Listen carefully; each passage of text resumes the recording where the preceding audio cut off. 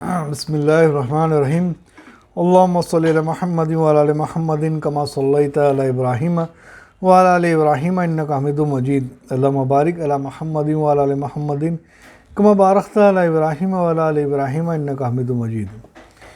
دوزخ کے خوفناک عذاب کے درس میں ہم لوگ چل رہے ہیں۔ آج انشاءاللہ سنیں گے وہ حضرات جن کو جہنم کے خوف نے نیند سے روک دیا، ان کے بہت سارے واقعات سنیں گے، اور انشاءاللہ آج سنیں گے کہ وہ حضرات جہنم کے خوف سے ہنسنے سے روک دیے گئے۔ حضرت شداد بن اوس رحمۃ اللہ علیہ کا واقعہ سنتے ہیں کہ جب بستر پر تشریف لاتے تو ان کی حالت ہانڈی سے ابلنے والے دانے کی سی ہو جاتی۔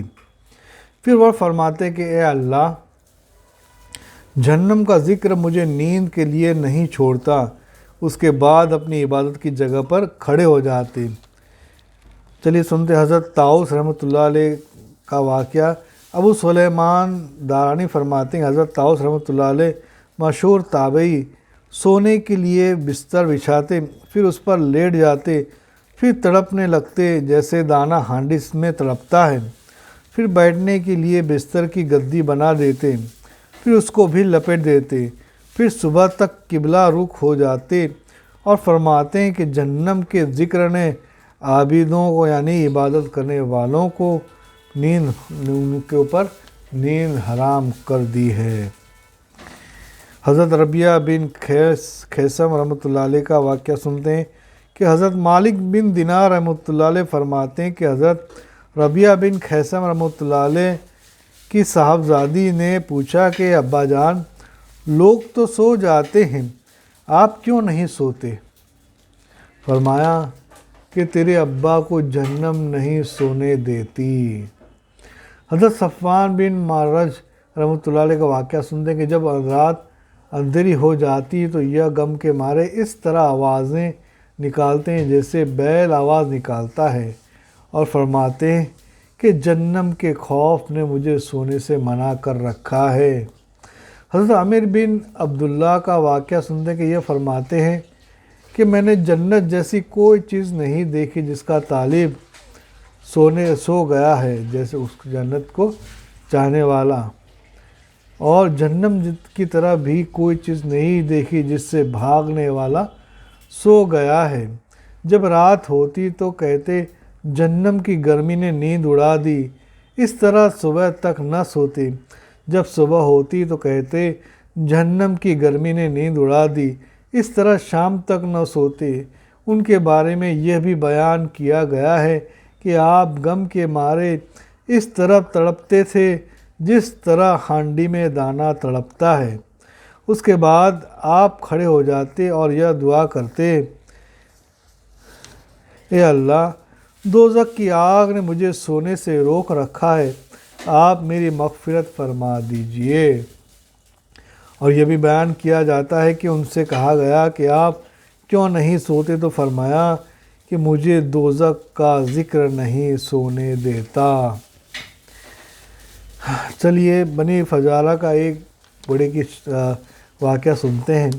حور بن حسین فرماتے ہیں کہ میں نے بنی قزارہ قبیلہ کے ایک بوڑھے کو دیکھا جس کے لیے خالد بن عبداللہ نے 1,00,000 درہم یا دینار دینے کا آدیش دیا۔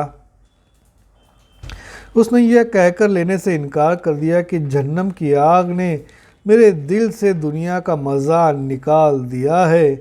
جب لوگ سو جاتے تو یہ کھڑے ہو کر پکارتے رہتے، آگ آگ آگ، یعنی لوگوں آگ سے بچو، نیند سے وجہ سے جہنم سے غافل نہ رہو۔ ہاں، ایک غلام تھا جس کا نام صہیب تھا، رات کو جاگتا اور روتا رہتا۔ اس کو اس کی مالکہ نے ملامت کی کہ تو نے اپنے آپ کو خراب کر رکھا ہے۔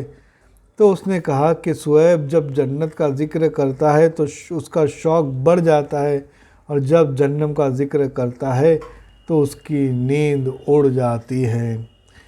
چلیے سنتے امام صوفی رحمۃ اللہ علیہ، سفیان ثوری رحمۃ اللہ علیہ کا واقعہ۔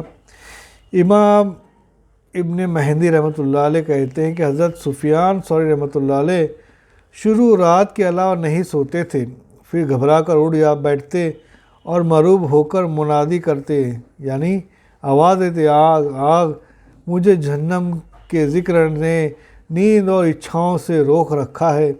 اس کے بعد وضو کرتے، پھر یہ دعا پڑھتے کہ اللہ آپ میری ضرورت کو خوب جانتے ہیں، آپ کو جتلانے کی ضرورت نہیں، میں جہنم سے اپنی آزادی کے سوا کچھ نہیں مانگتا۔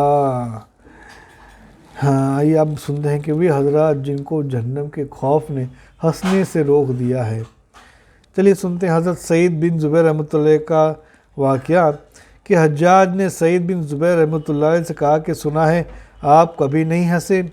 فرمایا کہ میں کیسے ہنسوں جبکہ جہنم بھڑکائی جا چکی ہے، بیڑیاں گاڑ دی گئی ہیں اور زبانیاں یعنی کہ جہنم کے فرشتے تیار کھڑے ہیں۔ حضرت غزوان رحمۃ اللہ علیہ فرماتے ہیں کہ ان کے پڑوس میں آگ لگ گئی، یہ اس کو بجھانے چلے گئے، بس ایک شرارہ ان کی ایک انگلی کو لگ گیا تو فرمایا کہ مجھے دنیا کی آگ نے بہت تکلیف دی ہے، خدا کی قسم مجھے اللہ تعالیٰ ہنستے ہوئے کبھی نہیں دیکھے گا یہاں تک کہ مجھے یہ معلوم ہو جائے کہ اس نے مجھے جہنم کی آگ سے چھٹکارا دیا ہے یا نہیں۔ چلیے بزرگوں کے واقعہ سنتے، بزرگوں کی ایک جماعت نے اللہ تعالیٰ سے یہ عہد باندھ رکھا تھا کہ وہ کبھی نہیں ہنسیں گے یہاں تک کہ وہ جنت یا جہنم میں اپنا ٹھکانہ دیکھ لیں۔ ان میں حمہ دوسی، ربیعہ ابن خراش اور ان کے بھائی ربیعہ بن خراش، اسلم اجلی اور وہیب بن ورد وغیرہ تھے۔ حضور صلی اللہ علیہ وسلم کے بارے میں سنتے ہیں کہ حضرت انس رضی اللہ عنہ فرماتے ہیں کہ جب حضور صلی اللہ علیہ وسلم کو معراج کرائی گئی اور حضرت جبرائیل علیہ السلام بھی آپ کے ساتھ تھے تو رسول اللہ صلی اللہ علیہ وسلم نے کچھ گرنے کی آواز سنی تو آپ نے فرمایا کہ اے جبرائیل یہ گرنے کی آواز کس چیز کی ہے؟ حضرت جبرائیل نے فرمایا کہ یہ ایک پتھر ہے جس کو اللہ تعالیٰ نے جہنم کے کنارے سے چھوڑا تھا اور اس میں 70 سال تک گرتا رہا، اب وہ جا کر اس کی تہہ کو پہنچا ہے۔ حضرت انس رضی اللہ عنہ فرماتے ہیں کہ اس کے بعد سے رسول اللہ صلی اللہ علیہ وسلم کبھی نہیں ہنسے، کیول مسکراتے تھے۔ حضرت ابو ذر رضی اللہ عنہ کی ایک لمبی حدیث میں ہے کہ نبی کریم صلی اللہ علیہ وسلم سے میں نے عرض کیا، حضرت موسیٰ کو جو چھوٹی چھوٹی کتابیں اللہ تعالیٰ کی طرف سے دی گئی تھی ان میں صحف موسیٰ کیا تھا؟ تو فرمایا کہ ساری عبرتیں یعنی نصیحت کی باتیں تھیں۔ جیسے مجھے تعجب کہ جو موت کا یقین رکھتا ہے پھر بھی خوش ہوتا ہے، مجھے تعجب ہے جو جہنم کا یقین رکھتا ہے پھر بھی ہنستا ہے۔ چلیے اب پہلے فصل میں چلتے ہیں۔ وہ بزرگ جو جہنم کے خوف سے بیمار ہو کر رہ گئے تھے ان کا واقعہ سنتے ہیں کہ بہت سے بزرگ ایسے گزرے ہیں جو جہنم کے ڈر سے مریض ہو گئے اور کچھ ان میں اسی بیماری میں انتقال بھی کر گئے۔ چلیے پہلے سنتے ہیں حضرت عمر بن خطاب رضی اللہ عنہ کا۔ حضرت عمر رضی اللہ عنہ نے ایک آدمی سے تہجد میں سورہ طور پڑھتے سنی، جب وَإِنَّ عَذَابَ رَبِّكَ الْوَاقِعُ مَا لَهُ مِن دَافِعٍ۔ اس کا ترجمہ ہے بے شک آپ کے رب کا عذاب ضرور ہو کر رہے گا، کوئی اس کو ٹال نہیں سکتا تک پہنچا۔ تو حضرت عمر رضی اللہ عنہ نے کعبے کے رب یعنی اللہ تعالیٰ کی قسم کھا کر کہا اللہ تعالیٰ نے سچ فرمایا ہے۔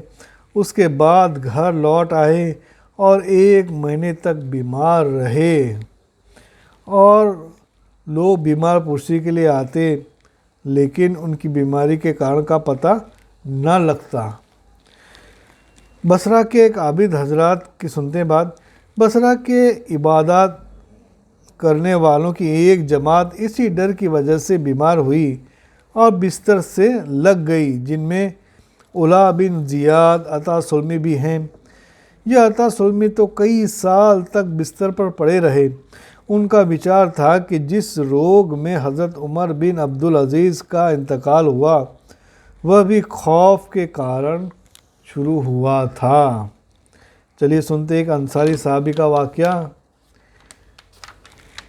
ایک انصاری نوجوان کے دل میں جہنم کا ڈر پیدا ہوا، جس کی وجہ سے وہ گھر میں ہی بیٹھ گیا۔ جب نبی کریم صلی اللہ علیہ وسلم اس کے پاس تشریف لائے تو ان کے لیے کھڑا ہوا۔ آپ صلی اللہ علیہ وسلم سے گلے ملا اور ایک چیخ ماری اور اس کی روح نکل گئی۔ نبی کریم صلی اللہ علیہ وسلم نے فرمایا، اپنے ساتھی کے لیے کفن دفن کا سامان کرو، جہنم کے ڈر نے اس کے جگر کو ٹکڑے ٹکڑے کر دیا ہے۔ اس گھٹنا کو محدث ابن ابی دنیا نے کچھ تفصیل سے ذکر کیا ہے۔ اس میں یہ بھی ہے کہ آپ صلی اللہ علیہ وسلم نے فرمایا کہ قسم ہے اس ذات کی کہ جس کے قبضے میں میری جان ہے، اللہ تعالیٰ نے اس کو جہنم سے پناہ دی ہے۔ امام داؤد طائی رحمۃ اللہ علیہ اللہ والوں کے بہت اونچے درجے کے بزرگ تھے۔ یہ بہت سمے تک بیمار رہے، جس کا کارن ایک ایسی آیت کا بار بار دہرانا تھا جس میں جہنم کا ذکر تھا۔ اس کی وجہ سے صبح کو بیمار اٹھے تو لوگوں نے آپ کو مردہ پایا اور ان کے سر پہ نیچے اینٹ رکھی ہوئی تھی۔ چلیے منصور بن عمار کا قصہ سنتے ہیں۔ یہ ایک ایسے آدمی کے ساتھ کوفہ میں چلے جو رات کے سمے اپنے رب سے دعا کر رہا تھا۔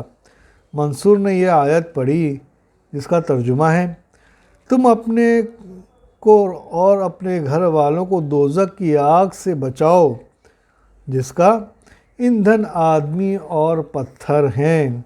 سورہ تحریم کی آیت 6 ہے۔ منصور کہتے ہیں کہ میں نے ایک ایڑیاں رگڑنے کی آواز سنی، لیکن بعد میں کوئی حرکت محسوس نہ ہوئی، بس میں چلا گیا۔ جب میں صبح کو لوٹا تو وہاں سے جنازہ نکل رہا تھا اور ایک بوڑھی اس جنازے میں موجود تھی۔ میں نے اس سے اس گھر کا معاملہ پوچھا۔ وہ مجھے جانتی تو نہیں تھی، لیکن کہنے لگی، یہی وہ آدمی ہے، خدا اس کا بھلا نہ کرے، رات کے سمے میرے بیٹے کے پاس سے گزرا جب وہ نماز پڑھ رہا تھا۔ اس منصور نے کتاب اللہ کی ایک آیت پڑھی جس سے اس کا پتا پھٹ گیا اور مردہ ہو کر گر پڑا۔ اللہ تعالیٰ ہم سب کو کہنے سننے سے زیادہ عمل کی توفیق فرماوے۔ انشاءاللہ آگے کے درس میں سبحان اللہ و بحمدہ سبحانک اللہم و بحمدک ونشہد ان لا الہ الا انت نستغفرک ونتوب الیک۔ سبحان ربک رب العزۃ عما یصفون والسلام علی المرسلین والحمد للہ رب العالمین۔